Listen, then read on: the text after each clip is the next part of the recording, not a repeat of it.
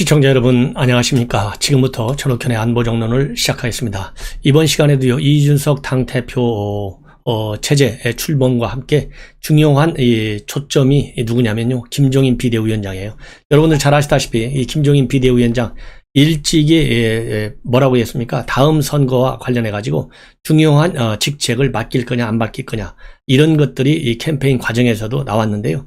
그때 이준석 당시 후보 입장에서 뭐라고 했냐면 우리가 김종인 비대위원장을 모시고 오느냐 안 오느냐도 중요하지만 더 문제는 바로 뭐냐, 우리가 이렇게 러브콜을 보냈을 때 김종인 비대위원장이 그것을 받아줄 거냐 안 받아줄 것이냐, 이것이 더 큰 문제다. 이렇게 문제의 초점을 돌려놓은 바 있어요. 그런데 여전히요 지금 현재 제가 보기에는요 결론적으로 말씀드리면 이미 제가 여러 번 말씀을 드린 바 있지만은 어떻게 됐든지 간에 김종인 비대위원장이 이번 대표 선거 과정에서 내가 왜 국민의힘에 다시 들어가느냐, 나는 필요하다면 외부에서 말하자면 좀 도울 방법을 찾겠다, 이렇게 해서 국민의힘과는 일정한 거리를 두겠다라고 하는 그러한 입장을 반복적으로 나타냈고요. 그 다음에 또 하나는 뭐냐, 나는 윤석열 총장이 이제 기대를 접는다.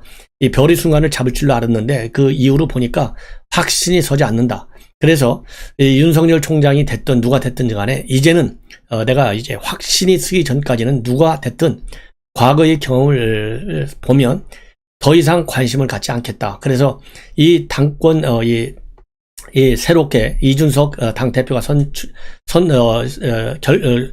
선출되기 전에도 상당한 이 거리를 두겠다라고 하는 입장을 표명한 바 있습니다. 이러한 김종인 비대위원장의 입장 표명과 관련해서 저는 그동안에 옛날 거는 관두고요.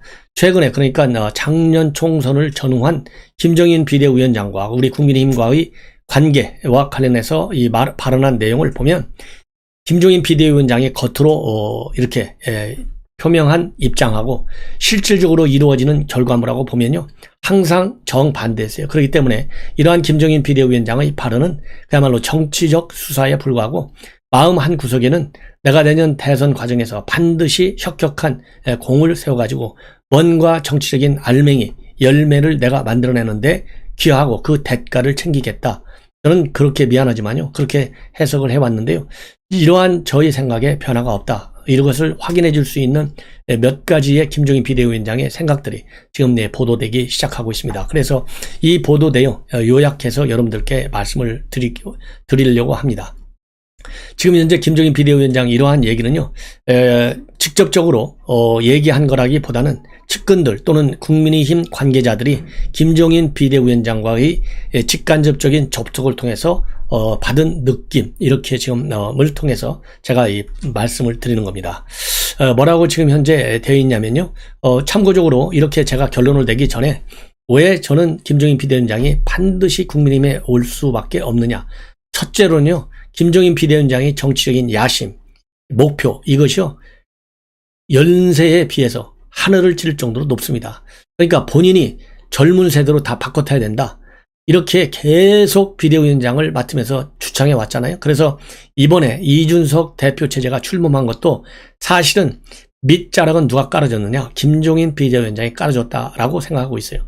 왜냐하면 70년대생에서 대선이 후보가 나와야 된다, 경제를 하는 사람이 나와야 된다, 이런 얘기가 결국 뭐냐, 판가리, 세대교체, 이거를 주창한 사람이 이 국민의힘 쪽에서는 가장 주창한 사람이 물론 여러 사람들이 있지만은 가장 강력하게 주창한 사람이 바로 김종인 비대위원장이에요. 이것이 대선 후보와 관련해서, 당 대표가 아니라요 대선 후보와 관련해서 70년대생에서 나와야 된다, 이렇게 초기에 주창했잖아요. 그런데 나중에 시간이 지나면서 이게 맞는 말인데 여기에 본인이 제시하고 있는 70년대생 모델을 맞출 수 있는 인물이 없다 이거예요. 그리고 아직 판이 성숙하지 않았다. 그래서 이거는 이제 내 말이 맞지 않다, 이런 식으로 말이 이제 흐려졌어요.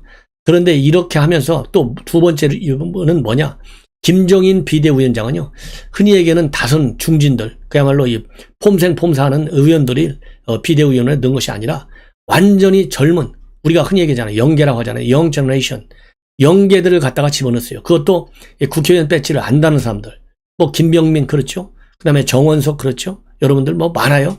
그 다음에 김재섭 그렇죠. 뺏지 않다는 아주 영 제너레이션을 갖다가 앉혔어요. 이것도 바로 뭐냐, 이제는 정치판의 주역을 그야말로 이 선수 많이 탄 걸로 폼 잡는 그럴듯하게 목에 힘주는 이런 사람들 이제는 설당이 없어졌다 이겁니다. 그러니까 배지는 안 달았어도 신선한 충격의 변화의 바람 이제는 연령에서 찾았어요. 그러니까 이 30대에서부터 찾은 거예요. 이렇게 비대위원들을 완전히 젊은 사람들로 딱 포진시킨 거. 이것도 변화의 바람은 꼭 와야 되겠다라고 하는 당위성. 이거를 우리 국민들에게 심어준 거예요. 그러다 보니까 이렇게 밑바탕에 깔아놓은 씨앗들이 이제 서서히 알게 모르게 커오다 보니까 이것이 이번 재보궐선거에서의 오세훈, 그 다음에 박형준 이 선거 결과하고 맞물리면서요. 이것이 하나의 바람이 아니고 이제 태풍으로 만들어진 거예요. 그렇기 때문에 이 이준석 대표의 이번 당선은 본인이 뿌린 씨가 이제 열매를 맺은 것이다. 이렇게까지 지금 이 보도가 되고 있어요. 뭐라고 되어 있냐면 이 측근이 김종인 비대위원장의 측근을 통한 입장입니다. 바로 뭐냐? 김종인 비대위원장은 자신이 뿌린 보수 혁신의 씨앗이 이 대표 당선으로 열매를 맺었다고 보는 것 같다. 그래서 조력자 역할을 받았지 않을 것이다. 이렇게 입장을 내놓고 있어요. 이 얘기는 결국 뭐냐? 반드시 국민이 안으로 들어온다. 그리고 또 하나 또 뭐냐? 이 대표가 당선된 다음에 꼭 성공하라. 외부에서 도울 방법이 있으면 돕겠다. 이 얘기는요. 외부에서 도울 방법이 돕겠다라고 외부를 강조한 이유는 뭐냐? 이제 선거판에서 보면은 이준석 대표가 되리라고는 김종인 비대위원장 마저도 생각을 안 한 거예요. 뭐 김웅 이런 사람들 생각했겠죠. 그러니까 김웅 의원은 찾아가서 만나고 내가 도와줄 테니까 뭐 열심히 잘해라 이런 얘기까지 했잖아요. 근데 이준석이라는 이름은 아예 김종인 비대위원장 사전에는 없었어요.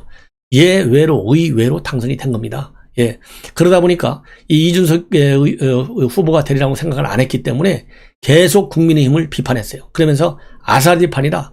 윤석열 총장한테 저런 아사리판에 가지 말라라고까지 했어요. 근데 본인이 와서 이제 이준석 대표가 되니까 나 이제 아사리판 아니야. 내가 들어가겠어. 이런 얘기를 감히 못하잖아요. 너무나 이율배반적이고 속보이는 얘기 아니겠습니까? 그러니까 자기 체면을 살리기 위해서 이번에 외부에서 돕겠다고 한 것이지 이게 진심은 아니다. 왜냐하면 김종인 비대위원장이 그야말로 체면도 중요하잖아요. 연세도 있으시지 또 이 경력도 화려하지. 그런데 체면 깎는 얘기를 할 수 있겠어요? 그러니까 아사리판이라고까지 비판해놓고 윤석열 총장한테는 가지 말라고 해놓고 본인이 이제 이준석 대표가 되니까 바로 기다렸다는 식 한다? 이건 말이 안 되잖아요. 그야말로 노욕이었구나. 이렇게 다 드러나잖아요. 그러니까 외부에서만 돕겠다 한 거지만 이거는 그야말로 이런 것이 바로 정치적 수사다. 그렇게 저는 생각합니다. 그래서 이 보수 혁신의 씨앗이 열매 맺었다. 이것만 보더라도 이제 아사리판이 정리가 됐잖아요. 이준석 대표가 되면서 이 중진 다선들하고 그동안에 얼마나 비대위원장 할 때도 충돌을 많이 했지 않습니까? 이 아사리판이 이제 완전히 정리가 됐어요. 그러기 때문에 들어가지 않을 명분이 이제 없어요. 그럼에도 불구하고 이 지금 전반적인 지배적 의견은요. 경선 준비 과정에서 당 밖에서 지켜보면서 특유의 날카로운 훈수 정치를 했듯이 그런 것처럼 훈수 정치로 영향을 미치고 직접 들어가지 않을 것이다. 그러면서 밖에서 대선 킹메이커를 할 것이다. 이런 평가가 주류를 이루고 있다고 그래요. 제가 보기에는 이런 걸 두고 정말 내기해도 저는 좋아요. 반드시 들어간다. 한번 우리 시청자 여러분들도 보시자고요. 이거 시간 많이 걸리지도 않아요. 왜냐하면 지금 내년 3월에 대선이 있는데 언제 폼 잡고 재고 그런 시간적 여유도 없어요. 왜냐하면 뭐 윤석열 총장 이제 곧 본격적으로 뛸 거 아니겠어요? 그리고 남은 이 최재형 이 감사원장도 곧 나온다는 거 아니에요? 김동연 마찬가지 시간이 없어요. 그러기 때문에 그러고 문재인 정권 심판 분위기를 김종인 비대위원장이 싫든 말든 뭐 김종인 비대위원장에 대해서 뭐 이 폄하하는 얘기도 많지만 저는 그렇게까지 멀리 가고 싶지는 않고요. 어쨌든 김종인 비대위원장도 이 정권 심판론에 앞장서 왔기 때문에 반드시 빨리 등판을 할 것이고 그러면 결국은 당 내로 들어온다. 처음에 시작은 밖에서 하겠죠. 폼생폼사. 그러나 삼고철이요. 이 과거에도 제가 했잖아요. 작년 4.15 총선 때부터 비대위원장 와달라, 선대위원장 와달라 얼마나 난리치고 갔어요. 마지못해서 가는 것처럼. 그러니까 몸값이 얼마나 많이 올라갔어요. 이번에도 똑같은 과정을 반복할 것이다. 그러다 보니까요. 뭐라고 얘기하고 있느냐. 김종인 비대위원장은 원래 삼고철회가 필요한 스타일이다. 당이 삼고 철회할지 말지는 그때 상황과 사람에 따라 달라질 수 있을 것이다. 이렇게 얘기를 하고 있어요. 그렇지만은 제가 보기에는 반드시 선대위원장 자리를 갈 것이고, 아니면 선대위원장 이렇게 딱 하기에는 좀 본인이 체면이 뭐 하면 고문 뭐 이런 거 있잖아요. 상임 고문. 이미 주호영 원내대표가 상임 고문을 제안한 바 있지 않습니까? 그렇기 때문에 이 상임 위원장 자리, 상임 고문 자리 이런 것도 있고요. 자리와 이름만 붙이면 되는 거죠. 그런데 이제 이준석 대표가 뭘 했냐? 대선 후보와 상의한 다음에 하겠다 그랬는데요. 지금 대선 후보로 나오는 사람들이 지금 여론의 지지를 많이 받는 사람들이 정치 경험이 전무한 사람들이에요. 이준석 대표하고 똑같아요. 근데 이분들이 김종인 비대위원장이 상임 고문이든 선대위원장이든 무슨 자리가 됐든 간에 본인 도와주겠다는데 왜 그걸 반대하겠어요? 그거를 거부하면 바보죠. 그럴 바보는 현재 야권의 후보로 떠오르는 사람 중에는 없다. 이런 걸로 보면 김종인 비대위원장 시간 문제다. 이렇게 생각이 됩니다. 자, 그렇다고 보면요. 지금 이제 언론에서 과연 이 김종인 이준석 대표 잘 갈 것이냐? 자, 아직도 캐스천 마크가 좀 있어요. 그러면 이제 뭐에 달렸느냐? 우선 최고위가 적극적으로 받쳐줘야 되잖아요. 그 다음에 중진절이 받쳐야 되잖아요. 그런데 지금 인사하는 걸 보면 사무총장이라든가 정책위 의장이라든가 이런, 그 다음에 여의도 연구원장 이런 자리에는 중진들을 지금 고려하고 있다. 이런 보도들이 나오고 있어요. 그래서 젊은 피 대 중진의 피를 잘 조화롭게 섞어서 나가겠다. 이런 보도가 나오고 있고요. 그 다음에 최고위 9명 중에 4명 정도는 말하자면 친 이준석 바로 될 것이다. 그래서 이준석 호가 항의하는데 큰 어려움을 없을 것이다. 저도 그렇게 생각이 들고요. 이 권영진 대구 시장이 이 이준석 대표에 대해서 이 꼰대들이 함부로 가르쳐 들지 말아라. 이런 또 이 페이북에 글을 올렸는데요. 물론 이제 여러분들 아시다시피 이 권영진 대구시장은 그야말로 대구잖아요. 보수의 심장이잖아요. 선거 여기 딱 1년밖에 안 남았어요. 그러니까 대구 출신이잖아요. 또 아버지가. 그리고 대구에서 이번에 당심이 민심을 따라가는데도 또 역할을 좀 했겠죠. 예, 당연히. 그러니까 이 이준석 대표 내년에 공천권을 쥐고 있지 않습니까? 그러니까 이준석 대표한테 딱 달라붙어야 되는데요. 제가 보기에는 권영진 시장 최근에 뭐라고 그럴까요? 이 백신 확보했다. 이렇게 난리를 한번 쳤잖아요. 그래갖고 사과하면서 고개를 숙인 적이 있어요. 그런데 권영진 시장 여러 가지로 많은 노력을 하고 있고 또 시장 잘하고 있다. 이런 평가가 나오지만 최근에 이러한 민감한 이슈와 관련해서 너무 빨리 나오는 것 같아요. 그래서 주변에서 조금 신중을 기해서 입장문도 내고, 그리고 지난번 같은 백신 실패는요, 그거 회복할 수 없는 실패입니다. 그야말로 대구시장 정도가 되면 대한민국 보수의 심장인데 그런 어처구니 없는 실수한 거 사과했다고 마물지 않아요. 그러다 보니까 이렇게 이준석 대표 꼰대식으로 가르쳐주지 말라. 이 말이 일면 맞기도 하지만요. 꼰대식으로 가르쳐주지 말라. 이게 아니라 예를 들어서 김종인 비대위원장 뭡니까? 그 중후한 경륜이 필요하잖아요. 경험이 필요하잖아요. 그렇기 때문에 꼰대식으로 가르쳐주지 말라. 이렇게 하지 말고 젊은 개혁을 하되 중진들의 좋은 경험은 잘 받들어야 되고, 이준석 대표도. 그리고 이 중진들도 과같이 목에 힘주고 기득권을 챙기는 측면에서가 아니라 이 거대한 민심의 변화를 반영한 중요한 조언은 하라. 이렇게 하고 그건 또 이준석 대표도 받아들여라. 이렇게 해야지 꼰대식으로 가르쳐주지 말라. 이런 이 메시지는 옳지 않다. 저는 그런 생각이 듭니다. 그래서 어떻게 됐든지 간에 이준석 대표 체제가 딱 들어오니까 지금 충격을 받은 것은 야당이에요. 참 여당입니다. 그래서 여당도 이 기득권 이미지, 꼰대 이미지가 갈까 봐서 굉장히 지금 노심초사 흔들리고 있고, 이 정치의 방식, 특히 대선과 관련해서 자칫 닮은 흥행 가능성이 상당히 없다. 이런데 우려를 하고 있어요. 그러다 보니까 지금 현재 이준석 체제와 출범과 관련해서요, 내가 말하자면 그 뒤를 잇겠다. 떠오르는 이 청년 정치인들이 몇 명 있습니다. 김재섭, 그 다음에 87년생, 김병민 82년생, 김용태 90년생, 그 다음에 천하람 86년생, 이런 사람들, 여러분들, 김재섭은 도봉갑, 김병민은 광진갑, 그 다음에 김용태는 이번에 강원도를 따라다니면서 적극적으로 이준석 후보 운동을 했다. 이렇게 알려지고 있고요. 천하람 86년생은 지금 호남에서 이 돌풍을 일으킬 그런 생각을 하고 있는 것으로 그렇게 지금 알려지고 있어요. 야권에서도 말이죠. 전용기 지금 30대고 또 우리 야당에서도 이 배현진 30대죠. 그리고 유호정 이 정의당 이런 사람들이 지금 이준석 뒤를 잇는 청년 정치인으로 크겠다 이렇게 뛰는 이 뭐라고 그럴까요? 아직 배지는 달고 않고 있지만은 상당히 바람을 일으키는데 기여할 수 있는 인물들로 이 언론에서 거론되고 있습니다. 그리고 그동안에는요, 이 JP, 그 다음에 YS, 김대중 모두 30대 때 배지를 다는 그런 청년 정치인들이었고, 그 당시에, 지금, 그 이후로는요, 김민석 의원이, 말하자면 이제 그 후를 이루고 있고요. 이러한 청년 정치인들이 돌풍을 일으킴에 따라서 586 세대 물러나라 할 때 물러날 대상 중에 거론되는 인물들은요, 우상호, 송영길, 이인영, 이광재, 임종석 이런 사람들이 지금 상당한 부담을 갖고 있다. 이렇게 지금 알려지고 있어요. 이러다 보니까 지금 현재 최근에 얼굴을 딱 언론에 내밀면서 여권에 직격탄을 가하는 인물이 바로 양정철이에요.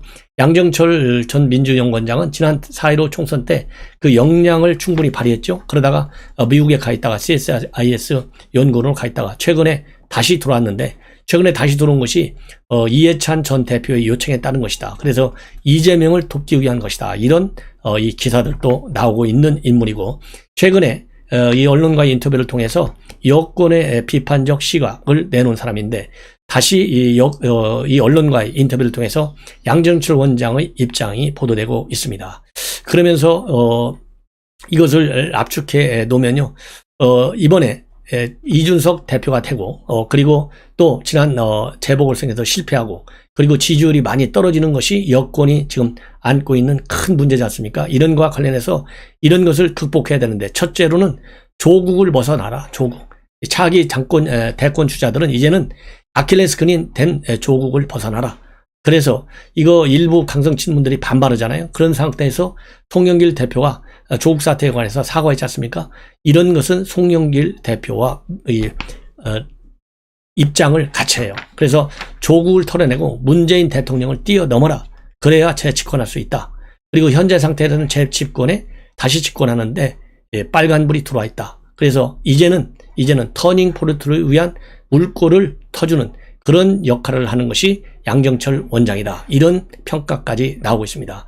그래서 문재인 대통령을 뛰어넘어야 된다. 이런 얘기는요, 결국 부동산 정책, 또 이 탈원전 정책, 소주성 정책, 이런 정책이라는 것이 완전히 문재인 판이잖아요. 이런 문재인 브랜드를 가지고 있는 정책 그대로 이어받기 위해서는 이제는 정권 재창출이 어렵다는 것이죠. 왜? 중도층을 못 끌어오니까. 이거는 제가 그동안에 이낙연과 정세균은 대권 주자가 될 수 없다. 단정적으로 얘기한 이유가 바로 이 붕어빵 정책, 붕어빵 노선을 두 사람이 제일 똑같이 하고 있어요. 그렇기 때문에 없다. 이건데 이 양정철 원장도 똑같이 생각하고 있는 것 같습니다. 그리고 또 두 번째로 강조하고 있는 입장은요, 경선 과정에서 대통령을 더 이상 개입시키지 말아라. 그리고 이 문재인 축군으로 분류되는 사람들은 이제 친문의 이름으로 특정 주자에게 줄 서지 마라. 이렇게 직격탄을 날리고 있습니다. 예, 이런 거.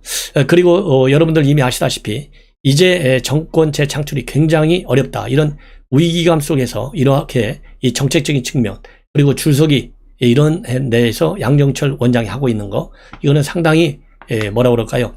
현 민심의 분노를 제대로 읽은 것이다. 그런데 양정철 원장이 잘못 읽고 있는 것은요, 현 정권은 정상화시킨 정권이다. 그러면서 코로나 위기 이 극복을 잘한 거, 그리고 탄핵 위기 국면에서 정권을 제대로 안정시킨 거, 이런 거를 정상화 정부라 이렇게 하고 있는데요, 이것은 잘못된 생각이다. 이렇게 저는 판단을 하고 싶습니다. 자, 그래서요, 지금 현재 제가 말씀드린 대로 양정철 원장까지 제가 보도를 해드렸습니다. 그리고 또 이어서 이 별도의 방송을 통해서요, 이번 문재인 대통령의 영국 정상회담과 관련된 이 내용도 분석해 드리도록 하겠습니다. 시청자 여러분, 이것으로 제 방송을 마치겠습니다. 시청자 여러분들께서요, 제 방송 많이 주변 분들에게 꼭 권유해 주시고, 또 제가 멤버십 제도를 운영하고 있습니다. 시청자 여러분들의 많은 성원 당부드리겠습니다. 감사합니다.